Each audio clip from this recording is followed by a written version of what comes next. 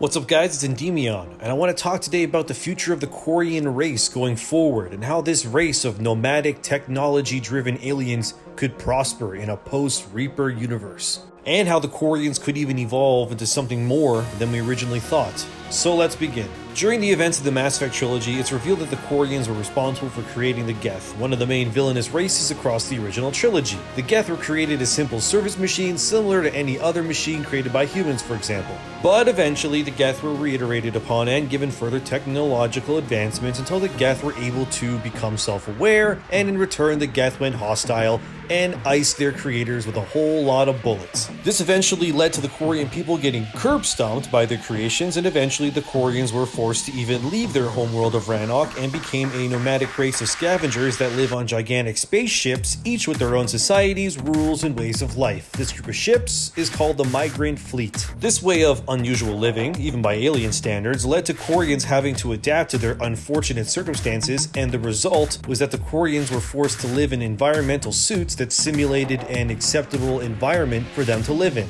Their homeworld of Rannoch had viruses and stuff, sure, but it was much less than what other races were used to. Because of this, the Quarians universally have pathetically weak immune systems, and acts such as kissing, sharing a plate of nachos, or eating popsicles to be basically impossible for Quarians because of their suits. And that's too bad, because I love popsicles. Anyways, in terms of the Quarians' place in the galaxy post-Mass Effect 3, it's kind of dicey, and I honestly don't know how BioWare is going to handle this particular conundrum, if I'm being perfectly honest. Because the Quarians can either be saved, live in harmony with the Geth, or be doomed to extinction, all based on your actions, which are really different and varied in terms of how BioWare can utilize the Quarians going forward in a new game. Obviously, this doesn't mean the Quarians would just up and go extinct. BioWare could backpedal on this decision and just say that for those who decided to exile the Quarians, they just kept living as they did, I guess. But I would wager the majority of us saved the Quarians and allowed them to live peacefully with the Geth on their homeworld of Rannoch. I will be doing the rest of this video with the root and idea that in terms of a Mass Effect sequel, we have saved the Quarians, Tali is alive, and the Quarians and Geth both live in harmony on Rannoch and beyond. Otherwise, there's too many variables in this video. Cool?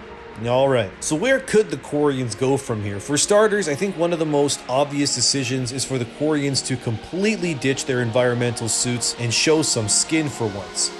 Matt Rhodes, one of the developers and artists for the original trilogy, had a lot to say in how the Quarians would have looked like without their suits. Here's some concept art that Matt Rhodes has done on the Quarians. In one piece of art, Tali is shown to have white eyes, purplish skin, long white hair, and facial markings. Personally, I would be okay with this design being the Quarian look, but I would like to have the face and such be a little more alien in my opinion. Simply because the Asari already look so much like humans already, minus their calamari heads, having another human-like race would be kind of been there, done that in my opinion. I always sort of saw the Quarians in some ways anyway to the elves in terms of like Dragon Age, not 100%, but I just see some similarities in some ways is all. This next concept piece is apparently what Matt Rhodes believed the Quarians to truly look like. Big pale, circular heads, dark black eyes, and no hair. It's not for me. They look like the robots from iRobot, but cuter, but it is what it is. Hopefully they redesign these ideas in the future, and actually the more I look at it, the Quarians look like Jiren from Dragon Ball Super. Anyways, moving on. We already know that the Quarians are, to varying degrees, cybernetically enhanced in some ways. It varies from each individual, but it's confirmed that each organic Quarian is part synthetic in some way. What's more interesting is that Tali suggests that the Geth would be willing to cooperate in order to help the Quarians in speeding up their terraforming and organic problems, like their weak immune systems and beyond, if the Quarians required it. This would skyrocket the process that it would take the Quarians to go from living in their suits to finally being free of their suits and being able to finally feel the sun on their skin, or eat popsicles finally. But going into the future of Mass Effect, this could lead to an interesting situation where the Quarians could become the first true synthesis-based race in the Milky Way galaxy. As we know, one of the choices at the end of Mass Effect 3 leads to all organic and synthetic species being synthesized into one, effectively eliminating the need to fight each other, and everybody lives in harmony. While this is probably not going to be the canon route,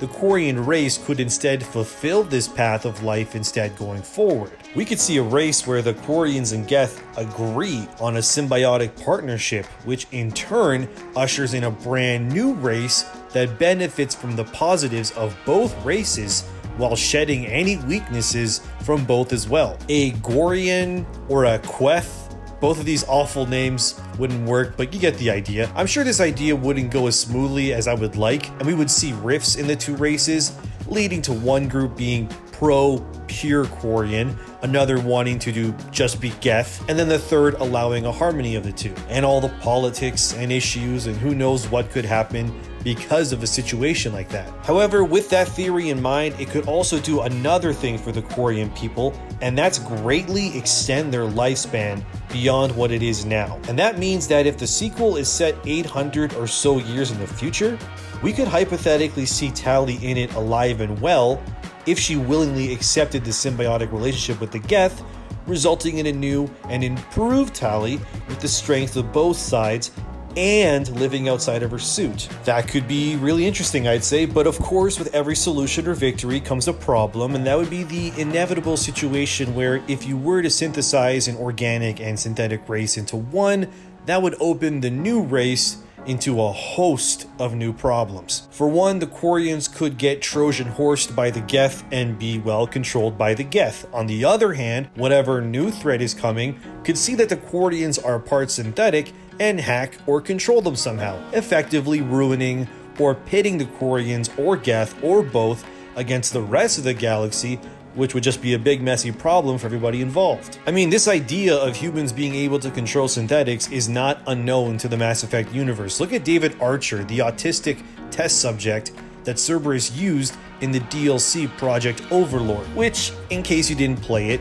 showed how someone with the immense ability to speak in the coded language of the Geth, in this case, was able to control the Geth through various cruel experiments that Cerberus put David Archer through. As well, we can look at Ryder and Sam from Andromeda. Sam was able to turn off Ryder's vital signs when the Archon captured them to trick the Ket technology into releasing Ryder. And that again is a very clear example of what organic and synthetic life working in harmony can do, but also how easy it would be for one side to manipulate or kill the other. The Quarians are in a very interesting position going forward. They could become one of the most powerful, long-living, and efficient races leading into the future of the series, or they could become one of the most deadly and proficient threats the galaxy has ever seen, depending on how you look at it. All I know is, I can't wait to see where the Quarians go from here. From eating nachos without a helmet on, or subjecting and enslaving the other races into an eventual slave galaxy through their technology. What would happen if the Quarians integrated Reaper technology into their bodies alongside the Geth? That would be